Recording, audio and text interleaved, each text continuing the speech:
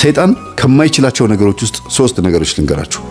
አንደኛ ንጹህ የሆነ አምልኮ ወደ እግዚአብሔር አቅርባችሁ በመሃል መግባት አይችልም። ተረካቢው ጠባቂ መላካችሁና እግዚአብሔር ብቻ ነው። ሁለተኛ ሱባኤ በምትገቡበት ሰዓት ማደናቀፍ አይችልም። ሱባኤ ውስጥ ገብቶ ህልምም ማጭበርበር አይችልም፣ ጸሎትም ማስተጓጎል አይችልም። ሱባኤ ማለት እናንተና እግዚአብሔር ልታወሩ ሲም ካርድ ገዝቶ ኔትወርክ እንደመክፈት ነው የሚቆጠረው። በጣም በቃ ወዲያውኑ መልስልኝ እግዚአብሔር ሆይ ብላችሁ አይምሯችሁ አንድና አንድ ያንን ጉዳይ ብቻ እያሰባችሁ ነው የምታወሩት። ስለዚህ ከትክክለኛው ዓለማውያኖች ዩኒቨርስ ከሚሉት እኛ ደግሞ እግዚአብሔር ፈጣሪ ከምንለው ጋር ነው የሚያገናኘው ሱባኤ። አርምሞ ማለት ጸጥ ብሎ ከእግዚአብሔር ጋር ማውራት። እነዚህ ሁለት። ሶስተኛ ነገር ደግሞ ምንም በቃ ሰይጣን ጣልቃ የማይገባበት ነገር ቢኖር ምንድነው? ነፃ ፈቃዳችሁን ለጠባቂ መላካችሁ ስታስረክቡ በነፃ ፈቃዳችሁ ተጠቅማችሁ እንደፈለጋችሁ ስትሆኑ አይደለም። ተረከበኝ በቃ በእኔ ላይ ስራብኝ፣ አገልጋይም ልሁን ምንም ልሁን በቃ ነፃ ፈቃዴን ሰጥቻለሁ አንተ እኔ ላይ እንደፈለክ ስራ ስትሉት በፍጹም ሰይጣን መስራት አይችልም። እዛ ላይ የተረከባችሁ ማን ስለሆነ? መልአክ ስለሆነ። በተዘዋዋሪ መንገድ የስለት ልጅ ከሆናችሁ ማለት ነው፣ ለእግዚአብሔር የተሰጣችሁ ከሆናችሁ ማለት ነው። ሁልጊዜ ባህሪያችንን፣ ጸባያችንን፣ ሁሉ ነገራችንን መንፈሳዊ ህይወት ውስጥ እንክተተው። መንፈሳዊ ህይወት ውስጥ የሆነ ባህሪ፣ ጸባይ፣ አኗኗር ዘይቤ አጠቃላይ በሙሉ ኪሳራ የለውም፣ ፍሬያማ ነው የምንሆነው። እና አንዳንዴ የሆነ ነገር ሲዘጋጋባችሁ የሆነ የምትስቁበት ደስ የሚል ነገር ሊመጣ ነው ማለት ነው። ብዙ ጊዜ የሆነ ነገር ቁልፍልፍ፣ በተለይ ወደ እግዚአብሔር ስትቀርቡ ሁሉ ነገር ትታችሁ ንስሐ ስትገቡ የሆነ ነገር ከእጃችሁ ላይ ጥፍትፍት ካለ አዲስ ነገር ሊሰጣችሁ ነው ማለት ነው። የአብርሃም በረከቶቹ እንግዶቹ ነበሩ። የሚመጡት የሚበሉት እንግዶች ነበሩ። ፍጡር የሆኑትን እንግዶች ሰይጣን ሲያሳጣው ፈጣሪ ራሱ መጣ። የአዳምም ህይወት እንደዛ ነው። ባይዘው እዚህ ውስጥ የክርስቶስ መወለድ ትርጉም አለው። አዳም በሰይጣን ተታሎ ችግር ውስጥ ሲገባ ክርስቶስ ተወለደ አይደል? ሰይጣንም አሁንም እንደገና አብርሃም ቤት እንግዶች እንዳይመጡ ፍጡራን የሆኑት ሰዎች ሲከለክልበት ራሱ ፈጣሪ ሰው ሆኖ መጣ። እናንተ ውስጥ ያለው እምነት አንዳንዴ እንዲታወቅና ጎረቤትም ዘመድም በእናንተ እምነት ቀንቶ ወደ እግዚአብሔር እንዲመጣ እናንተን ጠንካራ አድርጎ በእናንተ ህይወት ቻሌንጅ ሰው እንዲማር ሊያደርግ ይችላል እግዚአብሔር አንዳንዴ።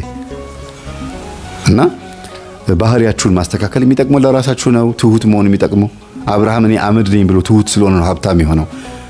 እንደገና ስላሴ መጥቶ ቤቱን የጎበኙለት እኔ አመድ ነኝ ስላለ ነው። እኔ አመድ ነኝ አለ፣ ትቢያ ነኝ አለ። ቅዱስ ጳውሎስም እኔ ጭንጋፍ ነኝ አለ። ጭንጋፍ ማለት 7 ወር ያለ ጊዜ የተወለደ ልጅ ማለት ነው። 7 ወርም ሳይሞላ 7 ወርም ሞልቶ ጭንጋፍ ይባላል ብዙ ጊዜ እንደዚህ አይነት ልጅ። ንጉሥ ዳዊት ደግሞ እኔ ትል ነኝ አለ። ብዙ ጊዜ ይነገራል። ቅዱሳን አባቶቻችንም ይናገራሉ። እኔ ኃጢአተኛና በደለኛ ነኝ፣ ቆሻሻ ይላሉ። ግን ጸጋቸውን አስቡት በዚህ ህይወታቸው ውስጥ። ስለዚህ እግዚአብሔር እኛ ውስጥ እንዲያድር ሆነን ስንኖር ይመጣል፣ ይጎበኝናል። አለበለዚያ የፈለገ ቄስ ብናመጣ፣ የፈለገ ቤቱን ጸበል ብናስርጭ፣ የሚያጠምቁ አባቶች ጋር ብንሽከረክር፣ ግንባራችንን በመቁጠሪያ ወይም በእጃቸው በምንም ቢመቱ ምን ቢሉንም ፍንክች የለም፣ ፍንክች የለም። መጀመሪያ ልብን ውስጥን ማጽዳት ማስተካከል ያስፈልጋል። መጥፎ ባህሪ ማስተካከል፣ እንድንጎበኝ ሆነን ማስተካከል። ሲመጣ እነሆ በደጅ ቆሜ አንኳኳለሁ፣ የሚከፍትልኝ ቢኖር እገባለሁ፣ ከሱ ጋርም እራት እበላለሁ ያለው ክርስቶስ እኮ ለዚህ ነው።